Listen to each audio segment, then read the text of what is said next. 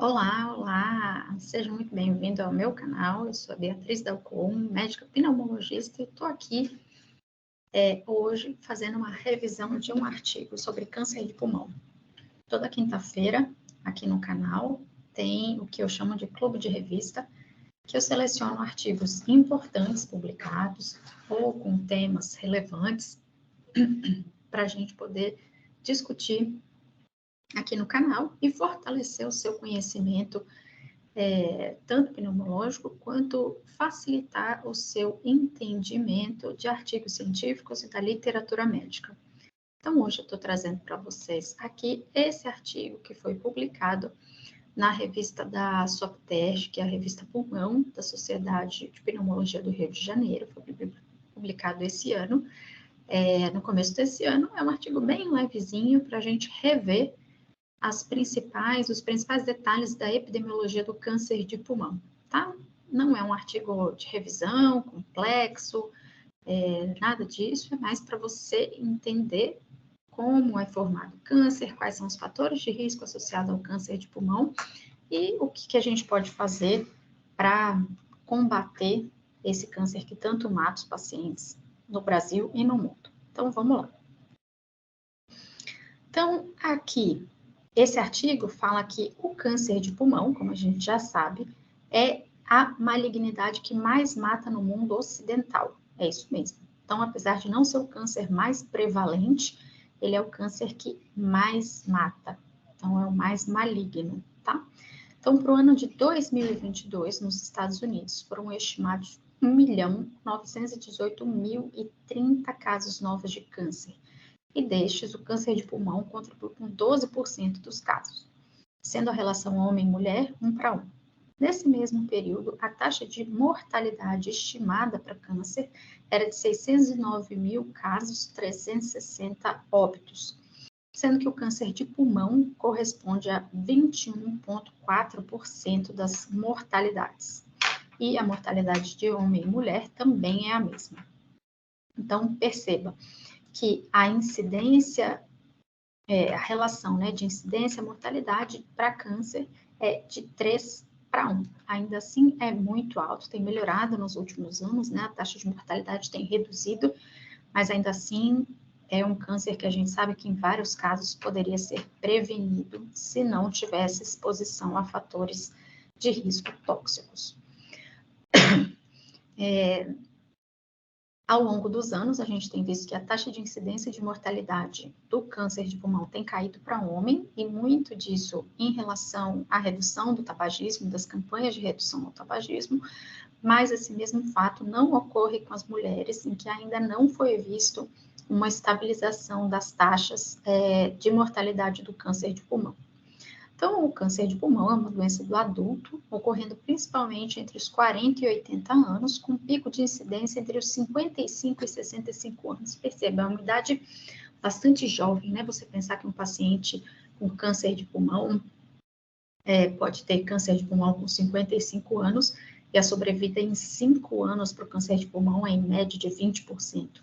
Então, olha quantos anos de vida aí a pessoa está perdendo, né?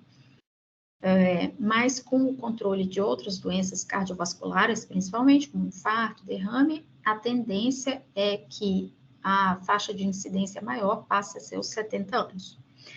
Não é muito comum acontecer casos abaixo dos 40 anos, é mais raro, mas eventualmente acontece. Geralmente, os casos abaixo de 40 anos acontecem mais no sexo feminino, são do tipo histopatológico adenocarcinoma, em mulheres que nunca fumaram e têm um comportamento mais agressivo. Geralmente tem a ver com mutações piores e um baixo controle de reparação do DNA.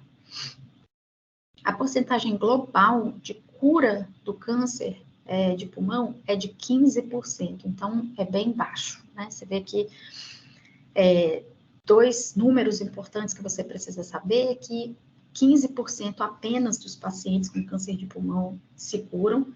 Isso é devido ao diagnóstico tardio do câncer de pulmão, porque tem poucos sintomas e, infelizmente, as pessoas não fazem o rastreio ainda adequado.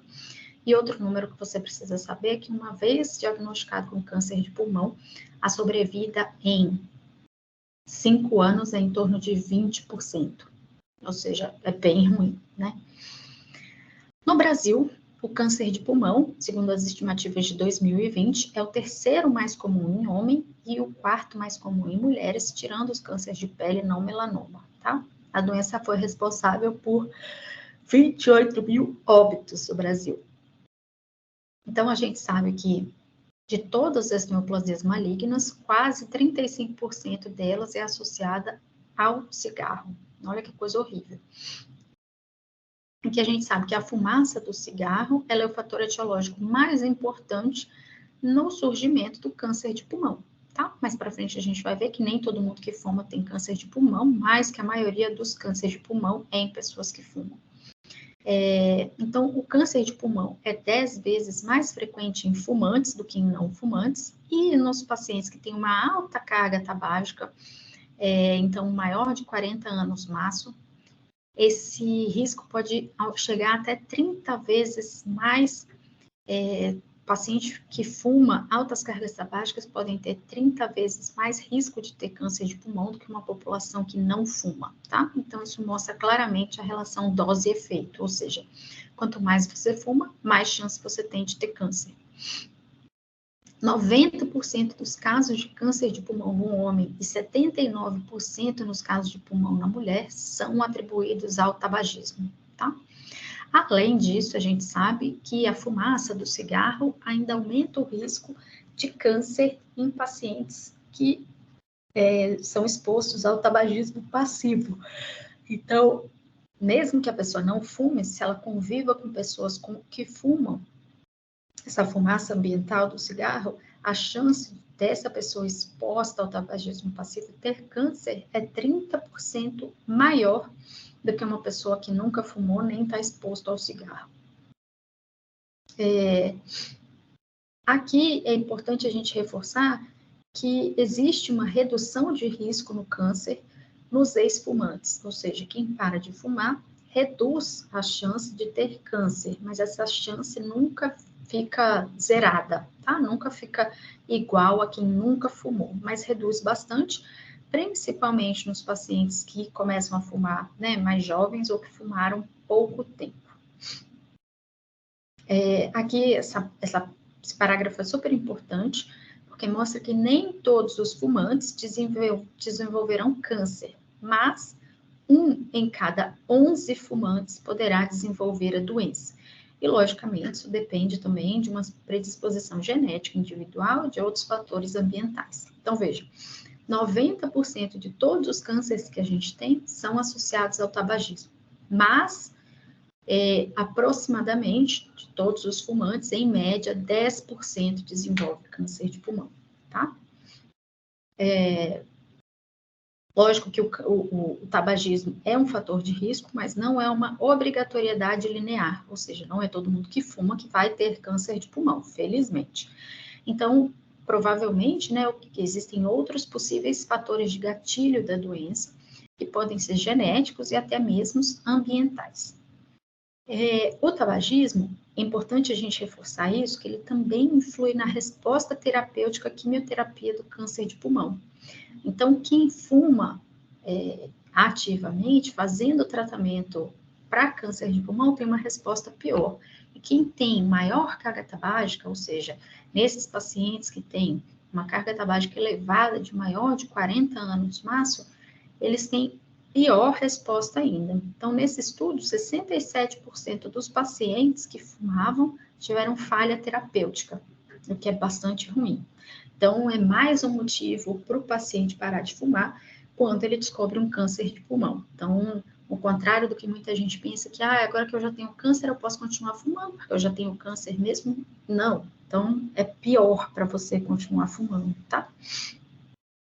Outra dúvida que muitas pessoas têm, que esse parágrafo esclarece, é que o risco de câncer de pulmão também está aumentado em pacientes que fumam charuto, cachimbo, tabagistas passivos e possivelmente maconha. Por que possivelmente maconha?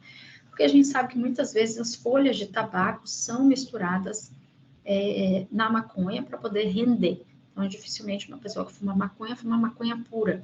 Às vezes ali na ervinha, né, processada, já vem folha de tabaco. E o tabaco não é seguro em nenhuma forma de consumo. Então, tabaco é tabaco, tanto no cigarro de palha, no charuto, no cachimbo, no cigarro branco, e ele dá câncer em todos esses modos de fumar.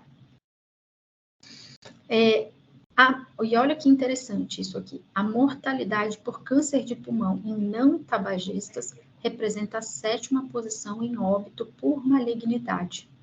E a fumaça ambiental do cigarro tem essa contribuição. Então, veja, mesmo pessoas que nunca fumaram, só por estarem expostas, né, à fumaça do cigarro no ambiente, isso causa câncer de pulmão. E esse câncer de pulmão relacionado à poluição é considerado a 7ª causa de mortalidade por câncer, ou seja, bem ruim, né? Você nunca fumou, não tem nada a ver com isso, mas ainda assim pode ter câncer.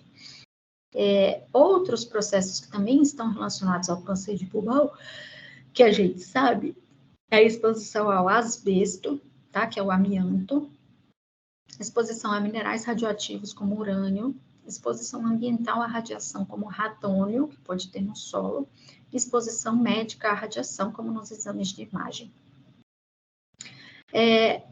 Além disso, o desenvolvimento de câncer de pulmão também pode estar relacionado a outras moléculas, a exposição a outras moléculas, como formaldeído, arsênio, níquel, cromo, éter, clorometil, gás mostarda, poeira de carvão, óleos minerais e hidrocarbonetos. Então, veja, vários desses produtos aqui a gente encontra em pesticidas, herbicidas, tá? Então, aqueles agrotóxicos, então são coisas preocupantes que a gente precisa perceber que também podem ser causa de câncer de pulmão. Fatores nutricionais isolados, como a deficiência de vitamina A e de beta-caroteno, junto com uma predisposição genética, também podem ser fatores de risco para o desenvolvimento de câncer de pulmão. Ou seja, aqui ele fala principalmente do asbesto, tá? Que a forma anfibólito, comparado com a crisotila, é uma forma mais carcinógena, mas que não existe forma segura de asbesto. Então, aqui no Brasil tem uma grande mineradora de asbesto, que fica em Minasul, no estado de Goiás. Eles estavam querendo aumentar a produção de asbesto, sendo que o asbesto é sabidamente carcinogênico e, quando associado ao tabagismo, funciona como um co-carcinógeno e tem um efeito sinérgico multiplicador. Então, a sociedade médica vê com muita preocupação essa solicitação aí da indústria do asbesto para aumentar a extração de asbesto, porque pode gerar um impacto não só ambiental, mas um impacto de câncer populacional a longo prazo. Quanto ao risco de câncer de pulmão em filhos ou irmãos de paciente que tem câncer de pulmão, é ainda bastante polêmico. É provável que tenha um risco aumentado, né, de ser genético, mas é um risco baixo, especialmente se você considera o controle de outros confundidores e covariáveis, principalmente a exposição ao tabagismo, certo? Outro fator interessante que a gente precisa saber é que doenças como a DPOC, a tuberculose e a fibrose pulmonar aumentam o risco de câncer de pulmão. Por quê? Porque nessas doenças você tem uma inflamação descontrolada, uma produção maior de radicais livres e uma produção maior de fatores inflamatórios e de um tecido de regeneração. Então, isso causa, né, isso promove um crescimento desordenado de células mutantes malignas. E isso, obviamente, é o início do câncer. Aqui também fala, nesse artigo, que processos malignos são capazes de induzir uma resposta desmoplásica, levando à fibrose pulmonar. E os próprios processos fibróticos são indutores de hiperproliferação celular e câncer. Então, veja, quando você tem câncer, você tem mais risco de ter fibrose pulmonar. E, mesmo se você não tiver câncer, só de você ter fibrose pulmonar, isso é um indutor de aumento de mitose, de reprodução celular, e com isso você pode ter uma mutação. No DPOC, outra informação importante é que, obviamente, além do componente inflamatório celular, a gente sabe que quanto maior restrição crônica ao fluxo aéreo, ou seja, quanto pior a espirometria, quanto maior obstrução, maior o risco para desenvolvimento de pulmão, certo?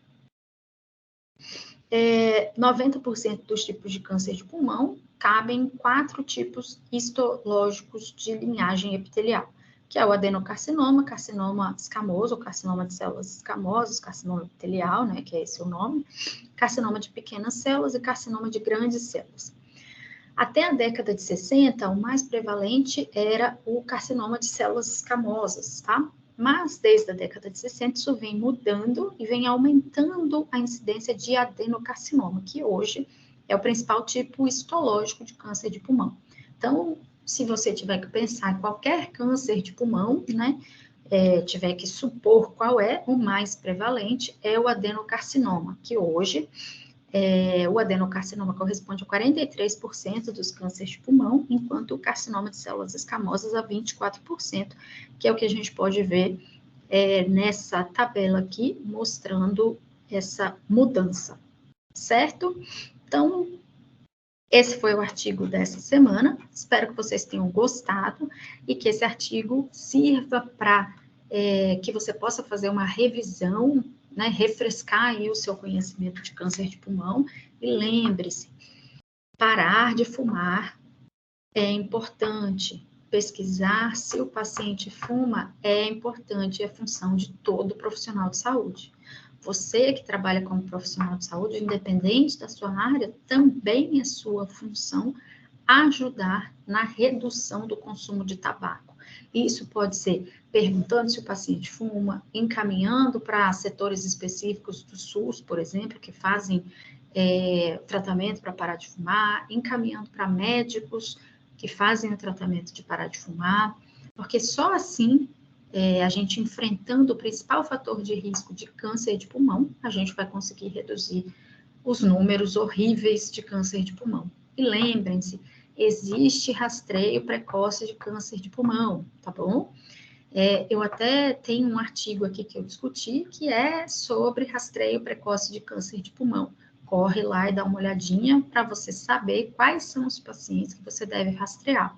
Já que o câncer de pulmão, infelizmente, na maioria dos casos, ele é assintomático e acaba sendo descoberto muito tardiamente, o que contribui para a mortalidade, certo? Gostou dessa discussão? Deixa aqui o seu like e lembra de se inscrever no canal.